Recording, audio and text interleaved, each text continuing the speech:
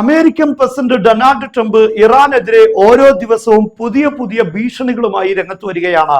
യഥാർത്ഥത്തിൽ ഇപ്പോഴെത്തിച്ച സംവിധാനങ്ങൾക്കൊന്നും ഇറാനിനെ തകർക്കാൻ കഴിയില്ല എന്ന ആശങ്കയുള്ളത് കൊണ്ടാണോ, അല്ലെങ്കിൽ അത്തരത്തിലുള്ള ഒരു ഇന്റലിജൻസ് റിപ്പോർട്ട് അടിസ്ഥാനത്തിലാണോ ഇപ്പോൾ അമേരിക്കൻ പ്രസിഡന്റ് പറയുന്നു കൂടുതൽ കപ്പൽ വ്യൂഹങ്ങൾ മിഡിൽ ഈസ്റ്റിലേക്ക് അയക്കാൻ ഉദ്ദേശിക്കുന്നു എന്ന്?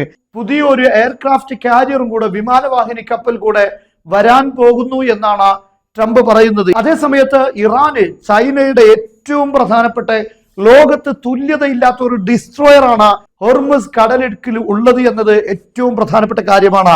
ഇതാണ് ടൈപ്പ് 055 ഡിസ്ട്രോയർ എന്നറിയപ്പെടുന്നത്. ചൈനയുടെ സ്റ്റെൽത്ത് ഡിസ്ട്രോയർ ആണത്. ഇതിന് ഒരുപാട് പ്രത്യേകതകളുണ്ട്. ഇതൊരു മൾട്ടി റോൾ ഡിസ്ട്രോയർ ആണ് എന്ന് പറഞ്ഞാൽ ആന്റി ഷിപ്പ് മിസൈൽ ഇതിലുണ്ട്, കപ്പലുകളെ തകർക്കാനുള്ള മിസൈലുകളുണ്ട്, അതോടൊപ്പം തന്നെ ആന്റി എയർ സംവിധാനങ്ങളുണ്ട്, വിമാനങ്ങളെയും മിസൈലുകളും എല്ലാം തകർക്കാൻ പറ്റിയ സംവിധാനങ്ങളുണ്ട്. അതോടൊപ്പം തന്നെ ആന്റി സബ്മറൈൻ മിസൈലുകളുമുണ്ട്, അതായത് അന്തർവാഹിനികളെ തകർക്കാനുള്ള മിസൈലുകൾ. ഇതെല്ലാം ഈ ഒരൊറ്റ കപ്പലിന് ഉള്ളിലുണ്ട് എന്നതാണ് ഇതിന്റെ പ്രത്യേകത. അതോടൊപ്പം തന്നെ എസ് ബാൻഡ്, അതുപോലെ എക്സ്പാൻഡ് തുടങ്ങിയ എല്ലാവിധ റഡാർ സംവിധാനങ്ങളും ഇതിലുണ്ട്. അതുകൊണ്ട് തന്നെ വലിയ പ്രതിരോധം സൃഷ്ടിക്കുന്ന ഒരു കപ്പലാണത്. 180 മീറ്റർ നീളമുള്ള ലോകത്തിലെ ഏറ്റവും വലിയ ഒരു ഡിസ്ട്രോയർ ആണ് ചൈനയുടെ ടൈപ്പ് 055 എന്നറിയപ്പെടുന്നത്. അത്തരത്തിലുള്ള ഒരു ഡിസ്ട്രോയർ ആണ് ഇപ്പോൾ ഇറാന്റെ ഹോർമുസ് കടലിടുക്കിന് ഇടയിലേക്ക് വരുന്നത് എന്നത് ഏറ്റവും പ്രധാനപ്പെട്ട കാര്യമാണ്. അതോടൊപ്പം തന്നെ ഈ കപ്പലിന്റെ മറ്റൊരു പ്രധാനപ്പെട്ട പ്രത്യേകതയാണ് 112 സെല്ലുകളുണ്ട്. അതായത് കപ്പലുകളിൽ നിന്ന് മിസൈൽ വിക്ഷേപിക്കാൻ പറ്റിയ 112 സെല്ലുകളുണ്ട്. അതായത് വ്യത്യസ്ത തരം മിസൈലുകൾ ഒരേ സമയം തൊടുത്തുവിടാനുള്ള ശക്തി ഈ ഡിസ്ട്രോയറിനുണ്ട്. അത്രമാത്രം വലിയ കപ്പാസിറ്റിയും മിസൈൽ സ്റ്റോറേജുകളും ഇതിൽ ഉണ്ട് എന്നതാണ് ഈ കപ്പലിനെ വ്യത്യസ്തമാക്കുന്നത്.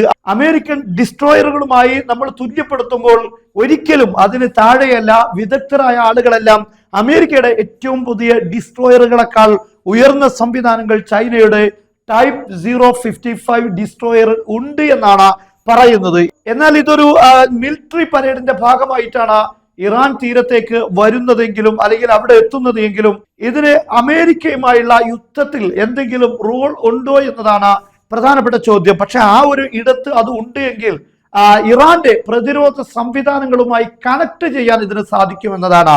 ഇറാന്റെ പ്രതിരോധ സംവിധാനങ്ങൾ, എയർ ഡിഫൻസ് സിസ്റ്റങ്ങൾ ഇതിന്റെ റഡാറുമായും അതുപോലെ തന്നെ ഇതിൽ നിന്ന് ലഭിക്കുന്ന വിവരങ്ങൾ കൈമാറി പ്രതിരോധിക്കുക തുടങ്ങിയ ഒരുപാട് വിഷയങ്ങളിൽ ഇതിന് ഇറാനെ പിന്തുണക്കാൻ ഈ കപ്പലിന് സാധിക്കും. അത്രമാത്രം സംവിധാനങ്ങൾ ഈ കപ്പലിൽ ഒരുക്കിയിട്ടുണ്ട്.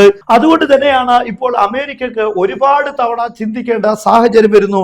ഡെൽറ്റ ഫോഴ്സിനെ ഇറക്കി പെട്ടെന്നുള്ള ഒരു ആക്രമണം നടത്താൻ അമേരിക്ക ഉദ്ദേശിച്ചിരുന്നു. പക്ഷെ അതൊന്നും പെട്ടെന്ന് നടക്കുന്നില്ല. ഇപ്പോൾ ട്രംപ് പറയുന്നത്, president Donald Trump has stated, ട്രംപിന്റെ ഒരു പ്രസ്താവനയാണ്, that he is considering deploying a second aircraft carrier strike group to Middle East. പുതിയ ഒരു വിമാനവാഹിനി കപ്പൽ അടങ്ങുന്ന ഒരു കപ്പൽ വ്യൂഹം മറ്റൊന്ന് മിഡിൽ ഈസ്റ്റിലേക്ക് അയക്കാൻ പോകുന്നു എന്നാണ് ട്രംപ് ഇപ്പോൾ പറയുന്നത്. പക്ഷേ നാം ചിന്തിക്കേണ്ട കാര്യം, ഹൂത്തികൾക്കെതിരെ ആക്രമണത്തിന് വേണ്ടി 2 കപ്പലുകൾ, 2 വിമാനവാഹിനി കപ്പലുകൾ ഉണ്ടായിരുന്നു.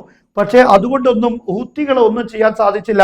ഹൂത്തികളുടെ ചില മിസൈലുകളൊക്കെ അതിലിടിച്ചു, ചില പരിക്കുകൾ ഉണ്ടായി എന്നൊക്കെ പറയപ്പെട്ടു എന്നല്ലാതെ, അത്തരത്തിലുള്ള വാർത്തകൾ വന്നു എന്നല്ലാതെ ഹൂത്തികളെ തുരത്താനോ അവരുടെ പ്രതിരോധ സംവിധാനങ്ങളോ അവരുടെ മിസൈൽ സംവിധാനങ്ങൾ തകർക്കാനോ ഒന്നും അമേരിക്കയുടെ ഈ 2 കപ്പൽ വ്യൂഹങ്ങൾ എത്തിയതിനു ശേഷവും സാധിച്ചില്ല എന്നത് ഇവിടെ എടുത്തു പറയേണ്ട പ്രധാനപ്പെട്ട കാര്യമാണ്. പക്ഷെ ഇപ്പോൾ ഇറാനെതിരെയുള്ള ഒരു ആക്രമണത്തിന് അമേരിക്ക കോപ്പ് കൂട്ടുന്നത് ഇറാന് ചുറ്റുഭാഗത്തും സൈനികപരമായി സംവിധാനങ്ങൾ ഒരുക്കിക്കൊണ്ടാണ്.